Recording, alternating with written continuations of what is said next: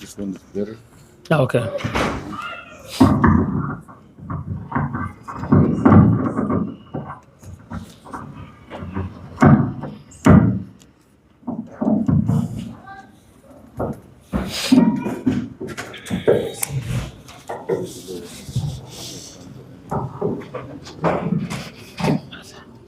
Ibrahim, kawan.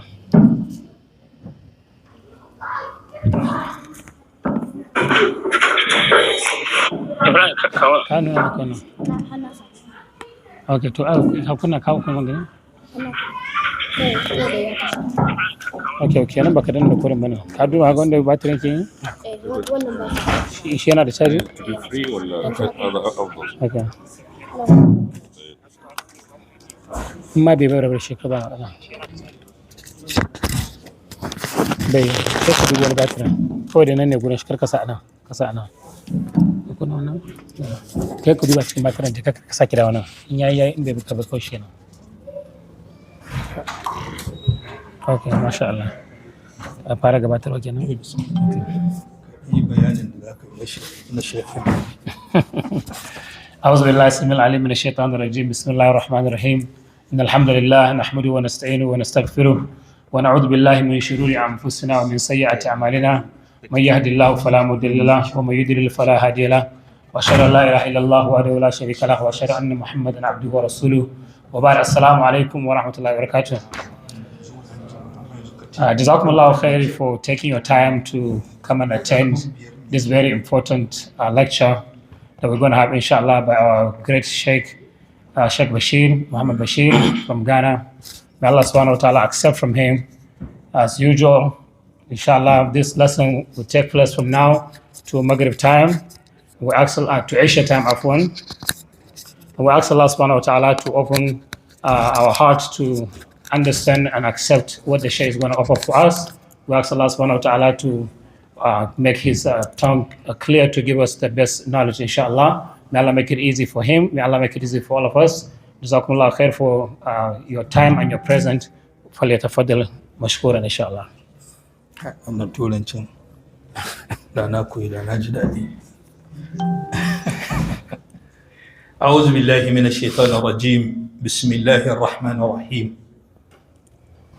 الحمد لله رب العالمين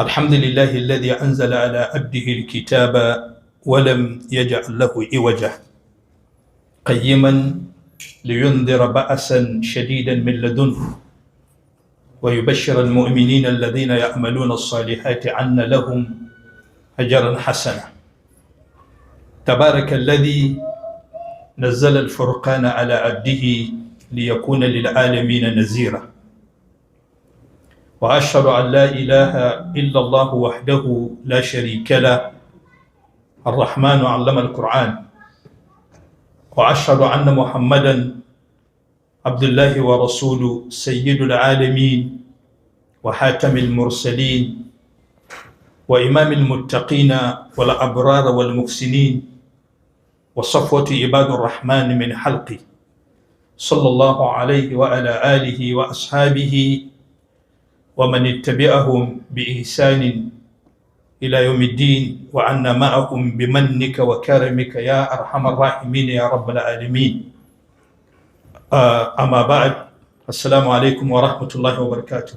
وعليكم السلام ورحمة الله وبركاته. السلام عليكم ورحمة الله وبركاته. وعليكم السلام ورحمة الله وبركاته. muna wa Allah subhanahu wa ta'ala godiya da ya sake haɗa mu a wannan gari na North Carolina kuma muna Greensboro kuma muna wannan masallaci mai albarka. Muna gode wa Allah da ya ba mu wannan dama, ya ba mu wannan fursa saboda haɗuwa mu ba da kalma ɗaya ko kalma biyu. Wancan shekara mun yi karatu a nan da ni da malami na Sheikh Bashir muka yi sallama muka ce insha Allah in Allah ya yarda da yawancin rai za mu haɗu, amma idan wannan rabuwa ita ce ta ƙarshe da ba za mu sake haɗuwa ba muka ce muna roƙon Allah ya sa mu haɗu gidan aljanna. ga shi Allah da ganin damansa mun sake haduwa. Assalamu alaikum. So after opening the opening prayer, the Sheikh started by saying he thanks Allah subhanahu wa ta'ala for giving us this golden opportunity for meeting again for the next time. If you guys remember, as of last year, we were here together in this very important masjid and here in United States. We thank Allah subhanahu wa ta'ala for giving us another opportunity. And this is a blessing by Allah subhanahu wa ta'ala. So after going through thanking Allah and thanking you guys for coming here, so this is just to let you know that we are here again to say a few words, inshallah. We ask Allah to be our guidance in this sitting, inshallah, in this gathering. Kullu zai gaibatin ya'ubu wa ga'ibul maut la ya'ubu. Duk mutumin da Allah ya kaddara kai tafiya inda yawancin rai za a haɗu, amma tafiyar mutuwa in an tafi wannan ba dawowa. For every single trip that every single journey we are to take in our life, we would return in one way or another. But there's one simple journey or simple trip that we will take. When we do that journey, we never return. That is going back to Allah subhanahu wa ta'ala. Lasiya na zo ga shi Allah ya kaddara na komo, to tafiyar duniya kenan. Amma in tafiya na lahira ne da inda tafi da ba zan sake komowa ba. Allah subhanahu wa ta'ala blessed the Sheikh to be here with us last year, and Allah subhanahu wa ta'ala blessed him again to come back again. This is in this life. If this happens to be for living this life to go back to Allah subhanahu wa ta'ala, this will not have happened. Da yake ba mu da lokaci, za mu samu maudu'u kaɗan wanda za mu yi karatu a kai cikin lokaci kaɗan. Muna roƙon Allah subhanahu wa ta'ala ya ba mu daman saurara kuma mu yi aiki da abin da kuma za mu saurara. Due to the time constraints, our time is very limited. We don't have much to say. Inshallah, we're going to take one or two few words or topic to discuss. We ask Allah subhanahu wa ta'ala to be our guidance in that. Ad-dunya arba'atu asnaf. Duniya mutane hudu ne. Idan mutum ka zauna ka lura da duniya, za ka ga mutane hudu suke duniya, kuma wa'annan mutane guda hudu akan su za mu yi karatu. If you take the people in this entire world, in this life, they're divided into four categories or into four types. And we're going to take those four types and mention them and take them one after another and discuss about them, inshallah. Ta'i'un lillahi sa'idun fil haya. Ta'i'un lillah wa ta'isun fil haya. Asi lillah wa sa'idun fil haya. Asi lillah wata isun fil haya. Wa'anga mutane na tabbatar muna daga cikinsu, akwai waɗansu na daga cikinsu. Na farko shine ta'i'un lillah. Da a samu mutum mai bautan Allah, yana bin Allah, yana bin dokokin Allah, the same time kuma da a same shi sa'idun fil haya, yana kuma jin daɗin rayuwar duniya, ga arziki, ga wadata, ga komai. The first person or the first category among these poor people is somebody who Allah blessed to be somebody who is fear Allah subhanahu wa ta'ala, somebody who worship Allah to the best of his ability. It's a gift, it's an honor by Allah subhanahu wa ta'ala for you to find yourself obeying Allah subhanahu wa ta'ala, worshiping Allah subhanahu wa ta'ala. That's an honor, it's a gift. At the same time, you find the same person, Allah bless him to enjoy this life. When you come among the people, he is a worshiper. At the same time, Allah bless him with the wealth and he is enjoying this life. Nabi ta'i'un lillah wa ta'isun fil haya. Nabiyun da ka same shi mai bautan Allah ne, yana bin dokokin Allah kamar yadda wancan yake, amma da ka same shi ta'isun fil haya, yana wahala cikin rayuwa.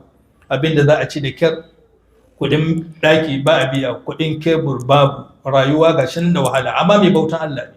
The second type of person is somebody Allah blessed to be a worshipper. Allah bless him to be somebody who obey Allah subhanahu wa ta'ala, honor everything Allah wants. At the same time, Allah tests him to be having hardship in life.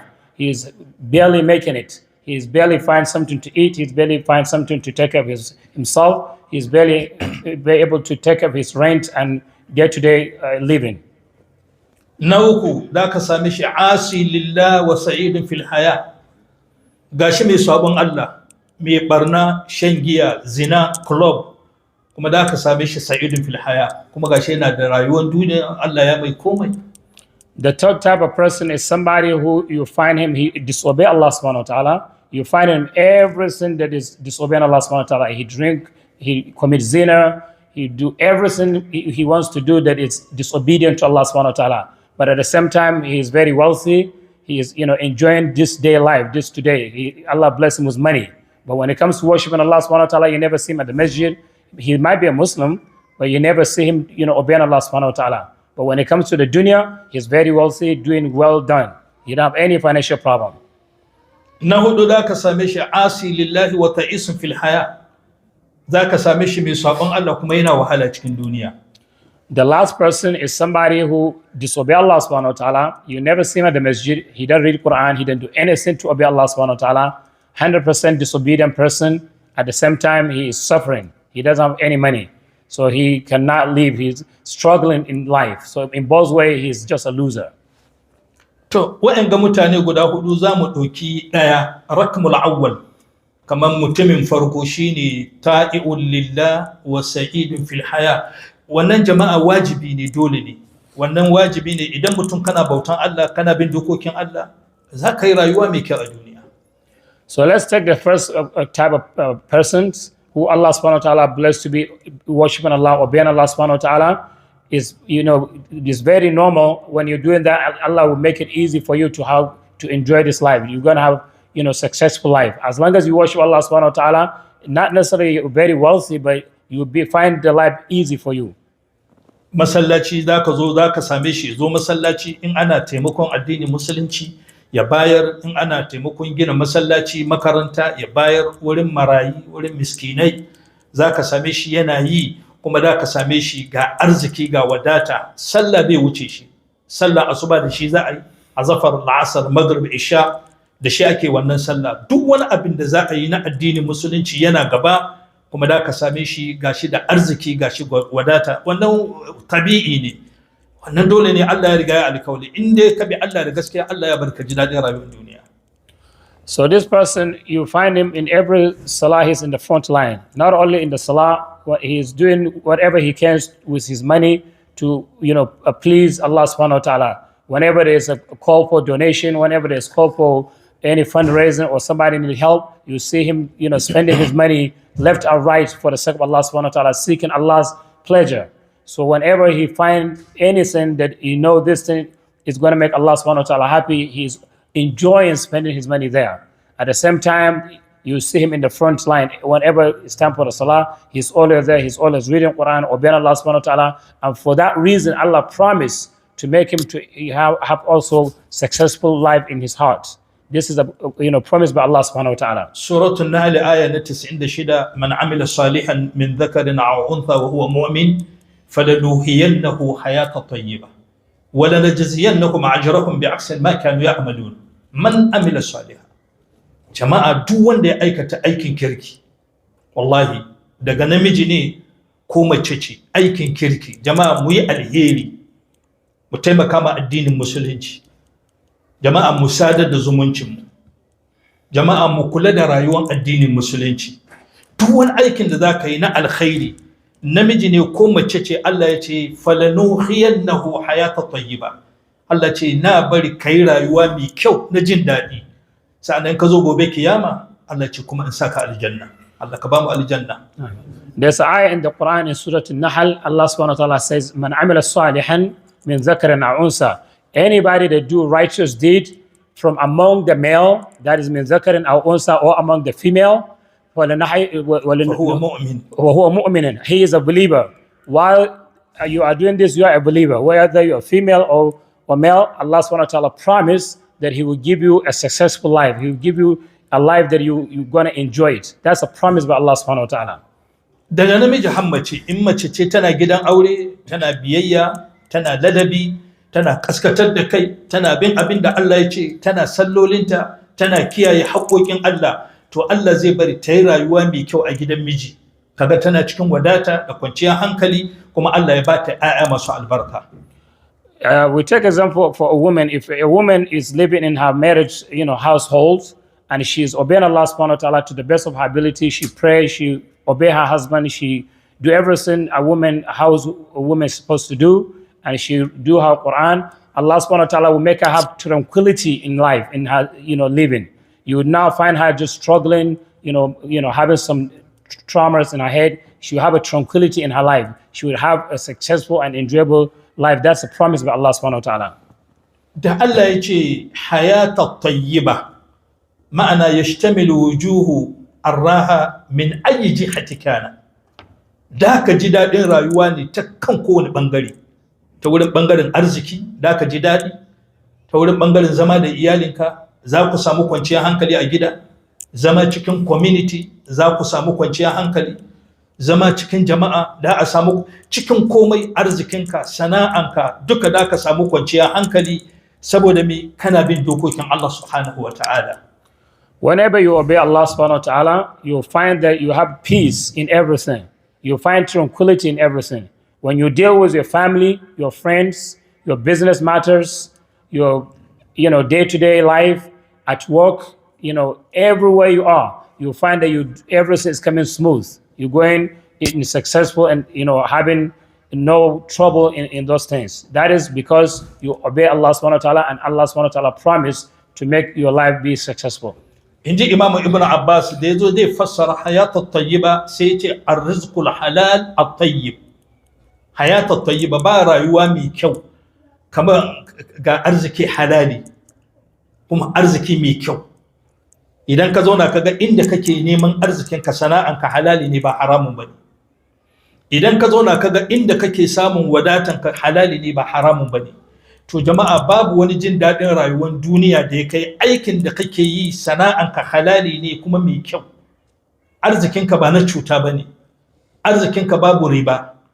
Arzikinka ba kuɗi da ruwa. Arzikinka ba darga, ba zamba, ba cin amana. Wallahi da ka ci arzikinka kana da kwanciyar hankali da natsuwa. Allah kai muna haka nan. Having a successful life is nothing but, we take an example, when you find your business deals, that what you're dealing with is you investing in halal. There's no haram in it. There's no riba. And you find that when you deal with people, you don't deceive people. You're not having any problem with people. You're not lying. You're not trying to, cheat people. You're not trying to cheat in anything. You want to do everything in the right way. So you realize that your life is going smoothly. And not only that, the source of the money must be halal. Sometimes you find people enjoying life, but unfortunately, the source of that money is not halal. It's haram. That's a problem. So the source of your money must be halal first, before we talk about how you spend the money. The source of it must be in a halal way, and you make sure you do everything to follow it the right way. Then Allah subhanahu wa ta'ala will give you a successful life. Imam Sayyidina Ali sai ce hayatat tayyiba sai ce al-qana'a wa rizqul halal tayyiba wal ibadatu fi dunya. Al-qana'a abinda zai bar kaga ka samu jin dadin duniya shine al-qana'a, ka accept, ka yadda da kadan da Allah ya baka. Wallahi jama'a mu yadda da abinda Allah ke bamu komai kankantansa. Bari ganin wani ya ce, wani ya gina, wani na da shi, a'a naka kadan da Allah ya baka ka wadatu da shi. Bayan wannan kuma arzikin ka ya zama halali, sa'annan na ƙarshe ka zama mai ibada a duniya. In an ka same ka da wayanga ababa guda uku, arzikin ka kana da wadatan zuci da shi, ka yarda da wanda Allah ya baka. Sa'annan ka nemi arzikin ta hanyar halali ba da zamba ba. Sa'annan a same ka mai ibada kana bautan Allah, ba wanda zai kai ka jin dadin rayuwar duniya. Allah ka sa mu samu haka. So Imam Ali said, when you talk about having the best and successful life, it's nothing but believing or accepting what Allah subhanahu wa ta'ala has blessed you with. Any wealth or any source of income or any business, any means Allah subhanahu wa ta'ala provide you to be, that's the way of you making your source of income or your way of living, you accept it, no matter how small it is. So this acceptance, having knowing that or believing that this is enough for me, you're not looking for more, or you're not trying to go beyond what Allah subhanahu wa ta'ala give you by all means. That is the first level of having the hayatul tayyiba, having a successful or best life.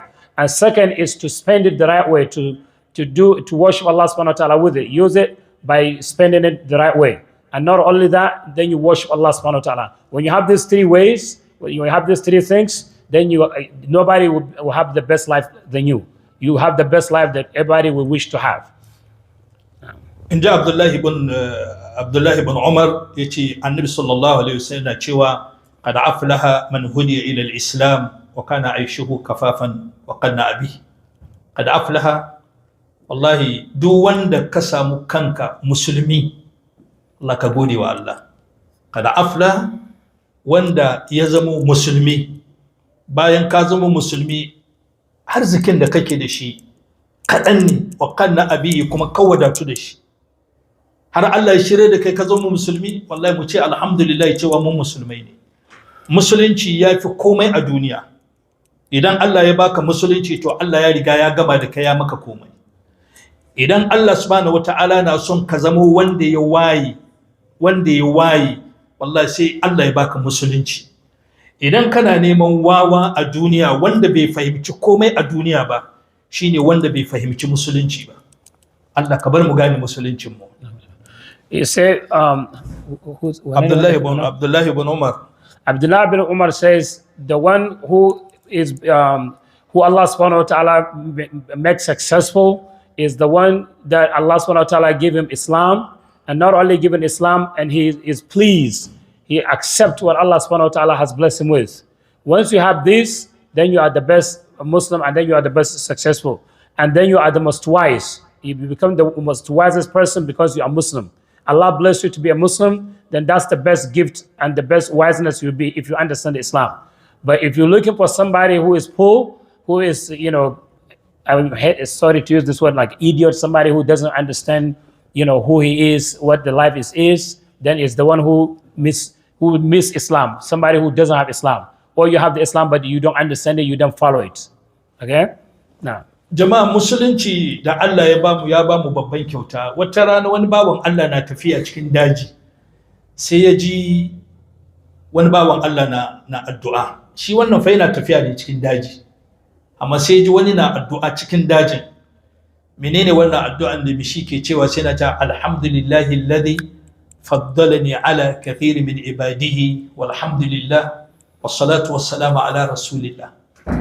Kaka wannan na wuce, amma sai ji wannan na addu'a yana ce alhamdulillahi alladhi faddalani ala kathiri min ibadi.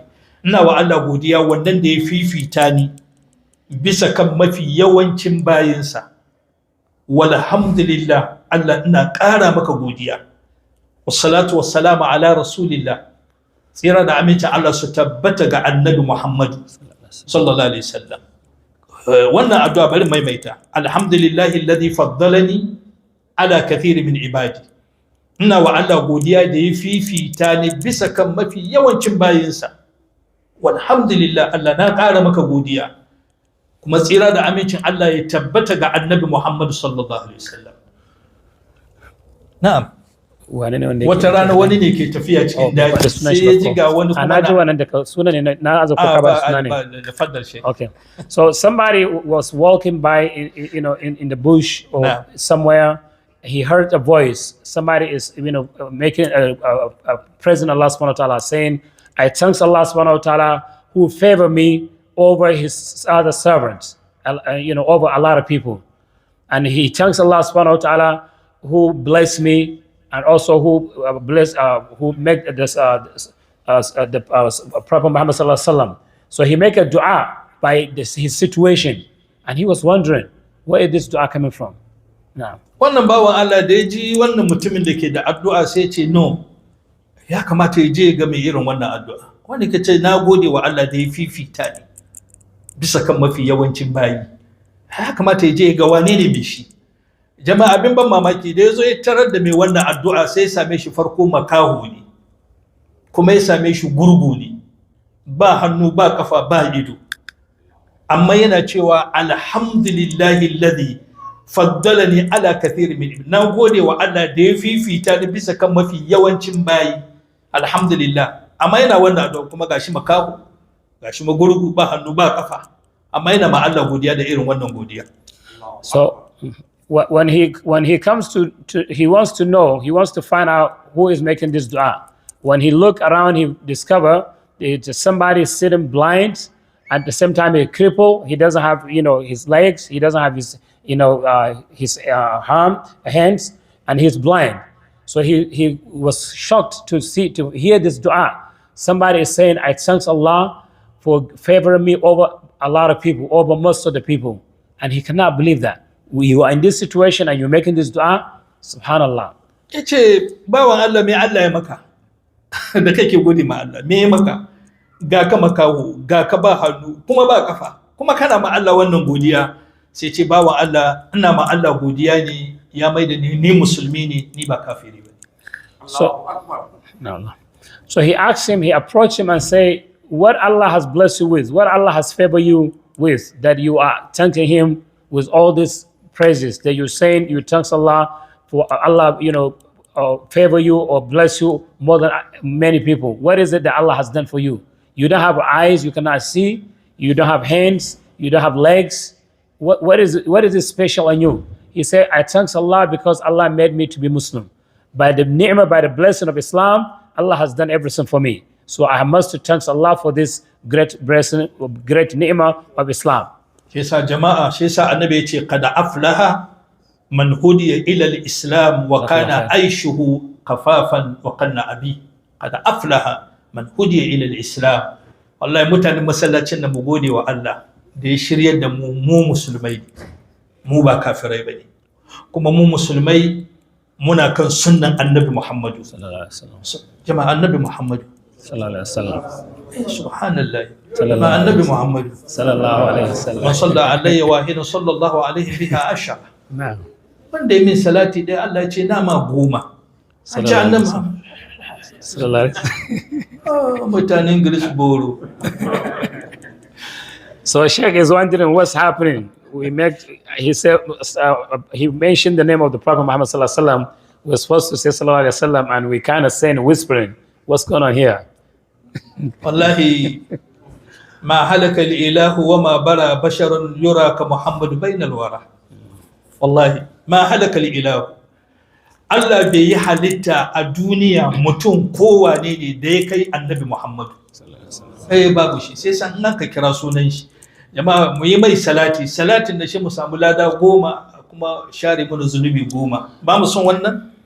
Allah subhanahu wa ta'ala has not created anything, not a human being, not anything as the creation of Prophet Muhammad sallallahu alaihi wasallam. So for that reason, whenever we hear that name, as we all know the hadith, if we say one salat to him, Allah subhanahu wa ta'ala will do 10 for you. So we need that. So whenever we hear that name, we should respond to it to the highest voice we can possibly offer, inshallah. Inji Mujahid da Akrima suka ce wallahi ba wanda zai samu hutawa a duniya. Wallahi ba wanda zai samu hutawa a duniya illa fil janna, shi ran da ka shiga aljanna. Allahumma arzuqna aljanna. Wallahi ba wanda zai samu hutu duniya. Wallahi shi ran da kaga ka shiga aljanna ne zaka huta.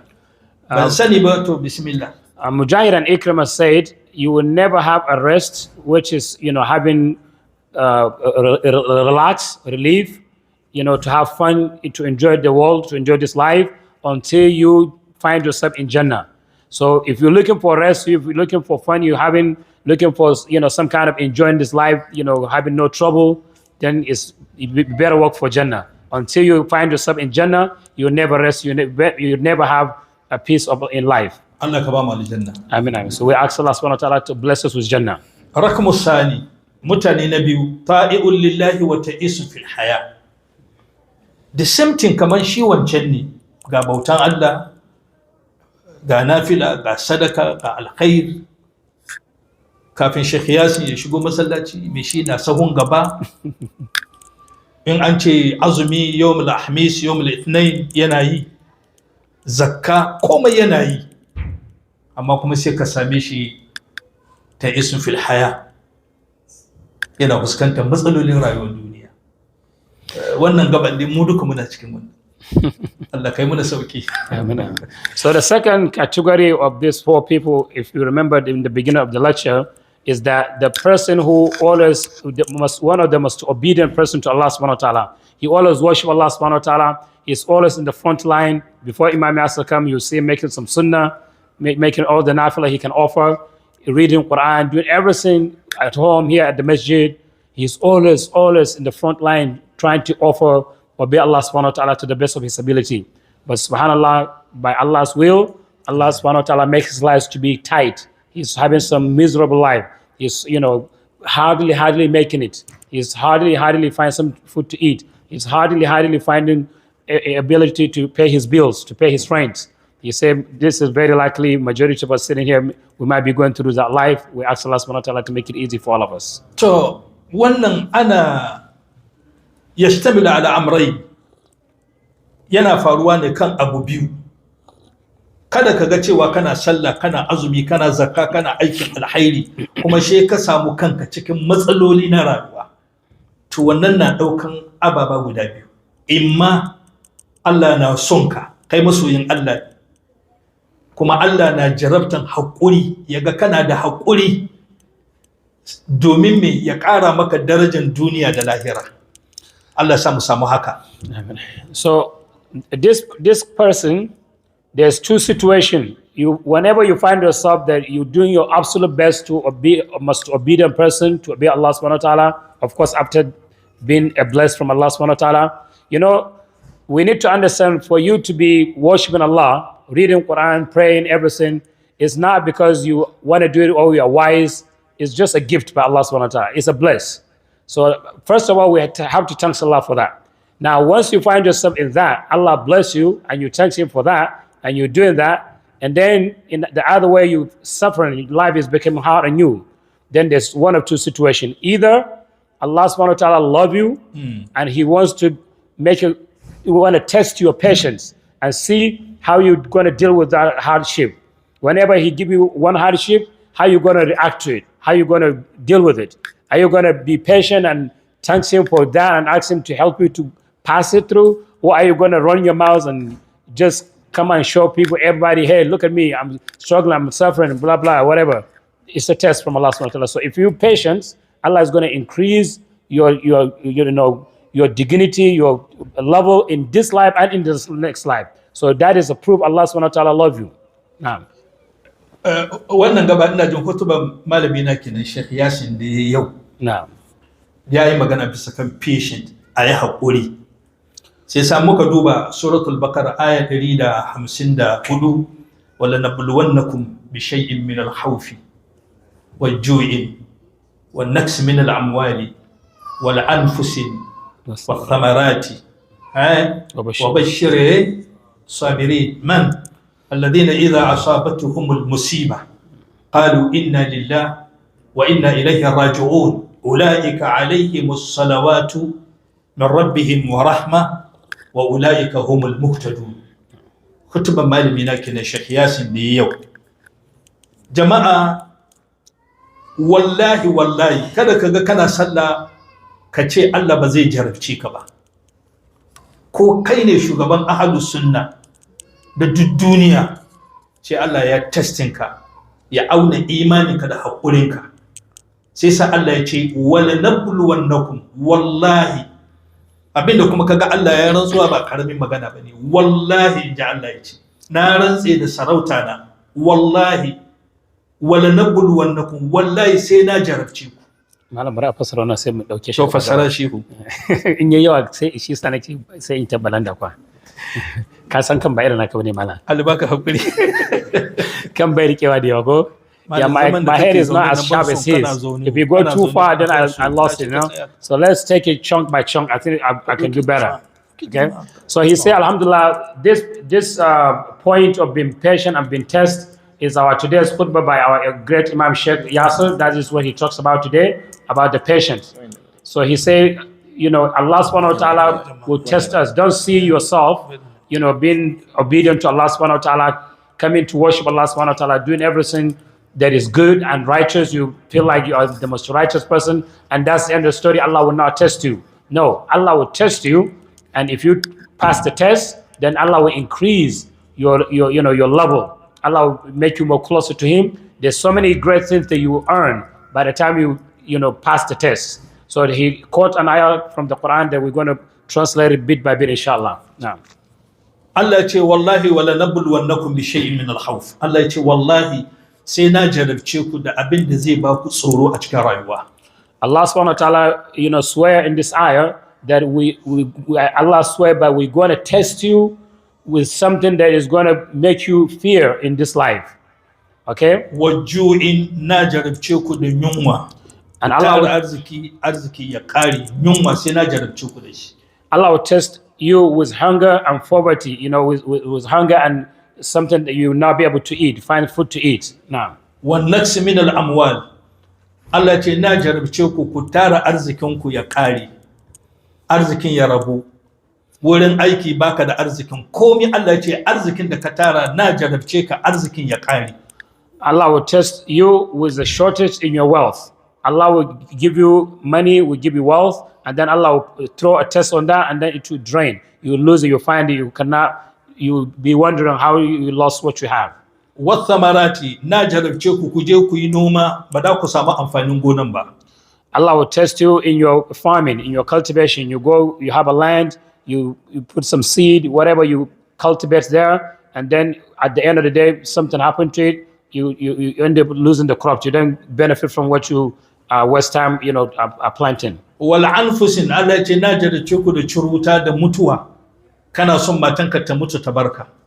Kana son ƴaƴanka su mutu su barka. Kuna son babanku baba ya mutu ya barku. Kuna son malaminku malami ya mutu ya barku. Allah ce sai na muku irin wannan jarabta. Allah will test you with death, losing life. You enjoying your family, of sudden your wife pass away. You enjoying your family, of sudden you lose your child. You lose your dad, you lose your brother, you lose one after another, you'll be losing your family. So that's a test from the death. Now. To amma Allah ce wa bashirus sabirin. Manzo Allah ka bada bishara na farin ciki ga masu haƙuri. Domin wannan ababen da Allah ya muna lissafin su shi mai haƙuri. Ka tara arziki ya ƙare, mata ta mutu, ka je aiki an kore ka, menenen ka ya ƙare, ka gina gida Niger ya kama da wuta, motocinka sun hallaka, raguna sun mutu, mata ta mutu, yaro ya mutu, kominka ya lalace. Wallahi jama'a sai mai haƙuri. Sai sa Allah ce wa bashirus sabirin. Manzo Allah ka bada bishara ga masu haƙuri. Su wane ne masu haƙuri? Alladhina idza asabatuhumul musiba. Al-musiba ma'ana al-ibtila. Wa'annan da in jarabta ya same su ba su da abin da za su rinka faɗa inna lillahi wa inna ilaihi raji'un. Daga Allah za mu koma, daga Allah muka fito, daga wurin Allah kuma za mu koma. Allah sa muna cikin mutanen nan. Amin, amin. So at the end of this ayah, after all that we have mentioned so far, Allah closed this ayah by telling the Prophet Muhammad ﷺ to give glad tidings to the people who are patient. Those who, when they go through all these tests that we mentioned, you lose your job, you lose your wealth, you lose your family, you lose whatever we mentioned, in the beginning of this ayah, you become patient. Allah subhanahu wa ta'ala tell the Prophet Muhammad ﷺ to give glad tidings, for that is the Bashara, for the people who, take this patient, who remember that this comes from Allah subhanahu wa ta'ala. So you cannot, by doing this, you're not losing nothing. Allah subhanahu wa ta'ala is guaranteeing you that, He is with you. And those are the people, who are the people who have the patience. Allah, give the definition. He said, they are the people who, when the calamity befall on them, they were tested with difficulties. Then the only thing they say, of course, they're going to have the pain, no doubt. After that, they're going to say, we come from Allah subhanahu wa ta'ala and we're going back to Him. Whenever something happened to a calamity, a disaster, whatever the situation is that touch your heart, that make you feel bad, Allah subhanahu wa ta'ala, you remember that this comes from Allah subhanahu wa ta'ala. So you say, inna lillahi wa inna ilayhi raji'un. We are from Allah subhanahu wa ta'ala and we're going back to Allah subhanahu wa ta'ala. Ulaika alayhimus salawatu min rabbihim wa rahmah. Kaga wa'annan mutane rahaman Allah da jinkan Allah ya tabbata a kansu. Wa ulaika humul muqtadun. Wa'annan kuma sune shiryayyun mutane. Bayina kenan da ni Allah nake so. So the people that have this, this kind of nature, this kind of, qualities, Allah subhanahu wa ta'ala, He said, these are the people that I guide them. You cannot do this unless it comes from the guidance of Allah subhanahu wa ta'ala. So Allah is witnessing, is giving you, a green light that once you find yourself in this, you're in this group, then you are guided by Allah subhanahu wa ta'ala. ulaikum al-muhtadun. na'am Mene karshen aya? ulaika humul muhtadun wa'annan su ashiryayyun mutane. Okay. Ana faɗo na ko I transfer that already. Okay, now Then you go over the bar. Okay. Okay, To go ahead. jama'a kashi na farko kenan. Kashi na biyu, imma kana bautan Allah amma ana samun kurakurai cikin rayuwanka. Da a same ka kana ibada amma kana da wani barna da kake a ɓoye. Wannan barnan kuma Allah bai so ya kama ka ranar tashin alkiyama. To dangane da haka anan sai Allah ya maka jarabta mai nauyi don Allah ya jawo hankalinka ka dawo wurin Allah don Allah ya gafarta maka. Kuna fahimtar magana na ko?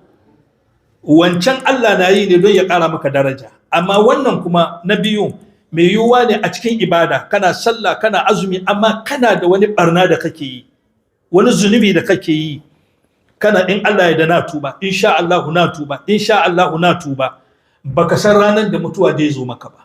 To sai Allah ya jarabce ka da jarabta mai nauyi, wannan jarabta domin Allah ya dawo da hankalinka ka gane kai wannan abin fa wataƙila barnan da nake yi bari in daina don ka dawo wurin Allah kuma Allah ya gafarta maka. So guys, if you're not lost, you know, we come so far. We say there are two categories, right? When you find yourself worshiping, you're a good worshiper, obedient to Allah subhanahu wa ta'ala, and then you find life miserable, difficulty. So we say that this would be one of two situations. Situation number one is what we just finished describing. That is, Allah will raise, uplift your life to be, Allah will love you. So Allah want to upgrade you. Allah put you in a higher position. So that's one way, that's one thing to look at why you are getting tested. The second way to look at why you are getting tested is that maybe while you are doing the worship, maybe there's something that you're doing wrong. Maybe there's something in your life, either through the worship or somehow in your just life, there's something hidden that you are disobeying Allah subhanahu wa ta'ala and you're not paying attention. Then Allah wants you to recall, wants you to pay attention, to come back so that you can correct before He gets you over there. You know what I'm talking about, right? Yeah. So Allah will bring that to your attention. Then Allah will make life hard and miserable for you. Then whenever you remember you find yourself in a hardship, in a hard life, then you're going to go back and think about what am I doing wrong? Because sometimes we know we do wrong and we keep deceiving ourselves. Oh, I'm going to stop when I get so time. You're going to give yourself time, but you don't know when you're going to die. You know, especially, forgive me, the young kids, when you're now up to 40, you feel like you're in the 20s, something that they feel like, okay, until I'm a full man. And especially for girls, if they're not married, they say, until I'm married. People will be disobeying Allah subhanahu wa ta'ala, and they will set a time for themselves. They feel like when I go to that age, if I'm married or if I'm grown enough, I'll stop. Brother, who tell you you're going to be that age? Who will give you that license? Who will give you that green light? It may be tomorrow. So it's time to start. Okay? We don't know. So that's the point. Now.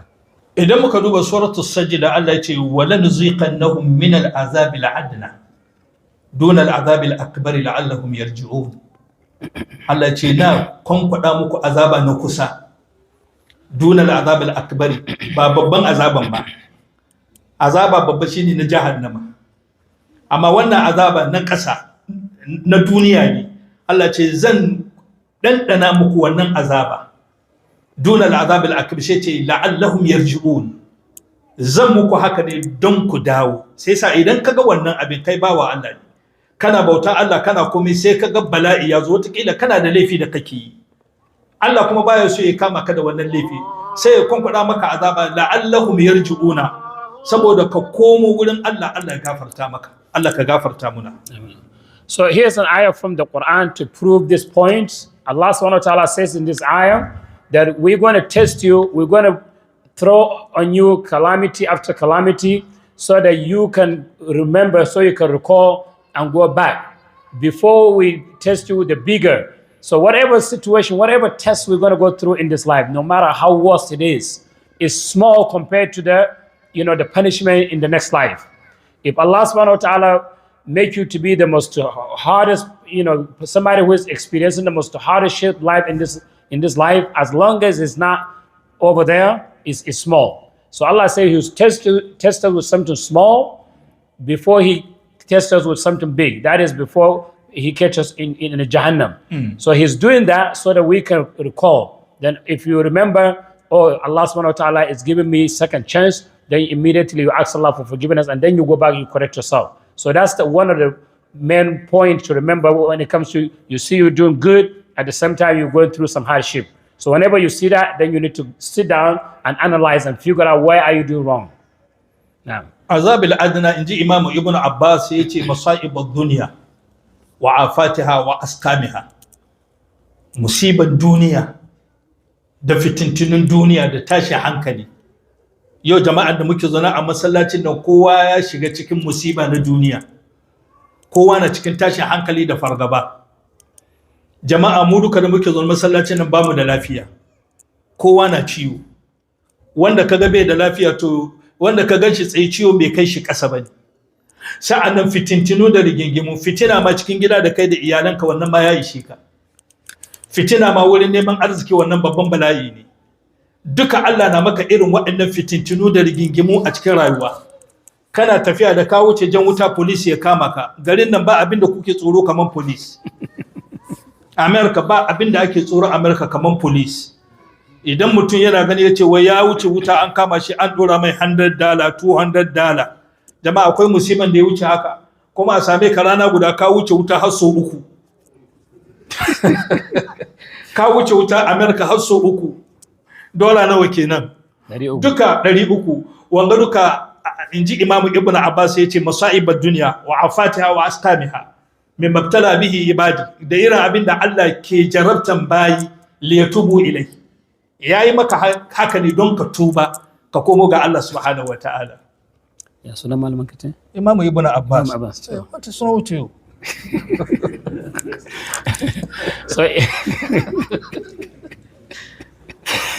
So Imam Ibn Abbas says, you know, the biggest calamity, when you talk about the calamity, is nothing but just the tribulation that we go through in this life. In today's life, the test we go through, that is the fitna. So you find people, everybody have one problem or another. We are sitting here, everybody has his own problem. Somebody is sick. He said basically all of us is very likely we're all sick. The only thing is that some of us, you know, are managing it, are barely making it. But you find some people, the sickness push them all the way down to bed. But for us, because we need to survive, we keep struggling, we keep coming and, you know, trying to make it. So he said, we always deal with, we have each and every one of us will have one problem or another. He said here in America, what we scare, what bothers us the most is we scare about the police.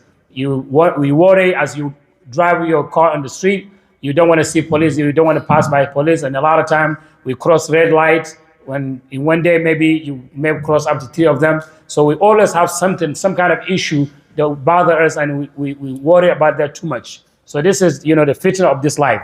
The day-to-day problem that you deal with, that is your fitna. Allah ka kare mu. Jama'a hiya al-qana'atu fahfazuha takun malik. Al-qana'a tahfazuha takun malik. Jama'a wadatan zuci ku kiyaye shi da kyau. Zaka zamo sarki a cikin jama'a. Law lam takun laka illa rahatul badan. Ko da baka da komai, lafiyan jiki da Allah ya baka. Allah ya baka komai, lafiya. Allah ya baka karamin abu bane. وانظر لمن الملك الدنيا بجمعها حراها منها بغير القطن والكفن. كزونا كغا وإندو سوكا سامو كوئي أمريكا، وإندو كوكا فتو أفريقا كوكا تارا دولا، كوكا تارا كوكا منتا دي جدا. رندا كموتو دولا نن داكا برسو كما كجي لاكرا دالي كفني دفرن أودوغا. الله سامو تكاد إيماني. You say having, you know, self-satisfaction. If Allah bless you a little and you are satisfied with that, is what give you the self-tranquility and is what give you the success in this life. And you say, look around you, you find people that you know that you live with together. They might be having a lot of money, you know, they might be, you know, very rich, well-doing, and you know, they might be built, you know, houses overseas, back home. They might own whatever they own. But at the end of the day, what happened? They'll end up dying and they'll go to their grave with nothing but what? The coffin. That's the only thing you'll be buried with. You will not be taken with all that wealth that you own. So if you have the little, you're self-satisfied with that, and you worship Allah subhanahu wa ta'ala, then you have the most successful life, inshallah. Mun zo duniya ba mu zo da komai ba. We come to this life, empty, naked, with nothing. Shi muka zo muna ta rigima bisa kan komai. But we are here struggling, fighting in every single little thing. Muka kuma tara komai. We gather everything, we collect everything we can put our hands on. In muka je lahira kuma za mu lahira ba mu zuwa da komai. But when we go back to Allah subhanahu wa ta'ala, we go empty-handed. Kuma in muka shiga cikin kabari a tambaye mu komai. Well, once we're in the grave, we'll be asked every single penny that we earn. Da ka zo baka zo da komai ba, ka zo kana ta rigima kan komai, ka kuma tara komai, ka kuma je ka bar komai, ka shiga kabari kuma a tambaye ka komai. La hawla wala You come empty-handed, you fight and struggle to gather and collect everything, and you end up leaving everything. You'll be in the grave with nothing, and then you'll be asked everything. May Allah forgive us. Allah ka gafarta mana. Amin. Jama'a saboda lokaci ya riga ya kwace, ina jin dan karatu minti kaɗan da muka yi, muna roƙon Allah ya sa albarka cikin wannan kaɗan. Because of the shortage of time, we're going to wrap it up here. We ask Allah subhanahu wa ta'ala to accept and bless us with the little that we have heard. Jama'a wa'azi ba shi ayi wa'azi da yawa ba, ayi wa'azi kaɗan wanda kowa zai fahimta shine amfanin wa'azi. Having classes like this is not like how long it is, it's just having a small but beneficial. To muna fata kaɗan da muka bayar Allah ya sa albarka. We ask Allah subhanahu wa ta'ala the little that we managed to offer, may Allah accept it. Mutanen put barakah on it. Greensboro musamman wannan masallaci kowane shekara in nazo tarbo da nake samu a wurin waɗanga mutane masu daraja, Allah ya saka muku da alheri. The people of Greensboro, the Sheikh is thanking you for the warm welcome that you always offer every single year, every single time. You never get tired of it. He's always happy and always thank you for that. May Allah subhanahu wa ta'ala accept from you. Musamman zuwa ga ɗan uwana a Sheikh Yasin, wannan bawan Allah, Allah ya ɗauke shi ya sa cikin zuciyana. Ina son shi wallahi saboda Allah. Especially our great Imam. Let me finish before then you translate. Muna roƙon Allah subhanahu wa ta'ala ya sa wannan zumunci da muke da shi ya sa a gidan aljanna. Amin. The Sheikh is thanking our great Imam Sheikh Yasser. He said, especially him, Allah subhanahu wa ta'ala has put his love in his heart, and he asks Allah subhanahu wa ta'ala to maintain this love and to take it all the way to Jannah, inshallah. Kuma ka ce mai Sheikh Yasin na ce yayi haƙuri. The Sheikh is asking you to be patient, inshallah. Abin da yasa nace haƙuri, Allah ya haɗa mai mutane daban-daban. He said the reason he's asking you to be patient because Allah subhanahu wa ta'ala has brought you variety of multiple culture, multiple people from all backgrounds. Daga cikin mutane akwai kurfayawa ga yamai. So among them there are Kurpaya. That's one tribe named Kurpayawa. So they know themselves. Daga cikin su akwai Adarawa. And then there's another tribe Adarawa. So they know themselves. They're sitting here. Daga cikin su akwai Gubawa. There's another tribe Gubawa. Daga cikin su akwai Arawa. And then there's another tribe Gubawa. Daga cikin su akwai Fulani. And then another tribe of Fulani. Akwai Buzaye. To duka Allah ya tattara ya ba shi kiyasi. Allah subhanahu wa ta'ala brought all of them to your hands. So you are a great leader. You have to be patient to be able to manage all this. Because one day by themselves they don't get along. Sa'annan ko kuma wayan kabila yanda kuka rike mala Allah ya saka muku da alheri. So everybody sitting here, may Allah subhanahu wa ta'ala bless you and accept from you. ربنا آتنا في الدنيا حسنة وفي الآخرة حسنة وقنا عذاب النار. Allahumma. I want to read some small ayah in Quran concerning this my sheikh. I'm not your sheikh. I'm your student. I'm Allah his subhanahu wa student. ta'ala, he say, وَنُنَزِّلُ مِنَ الْقُرْآنِ مَا هُوَ الشِّفَاء. When Sheikh came here before Maghrib, he's told me that I'm not feeling well. So today the translation, I say, no, don't worry. You come and sit beside me. Inshallah, when the Quran is coming, you will be okay. You know, Sina the Shaykh is very okay. Because وَنُنَزِّلُ مِنَ الْقُرْآنِ مَا هُوَ الشِّفَاء. Then Quran have cured him. Allah subhanahu wa ta'ala say we reveal from the Quran in it what is a cure. So alhamdulillah, it's right. Yeah. No, tell them the first one you came here, you say you don't feel well.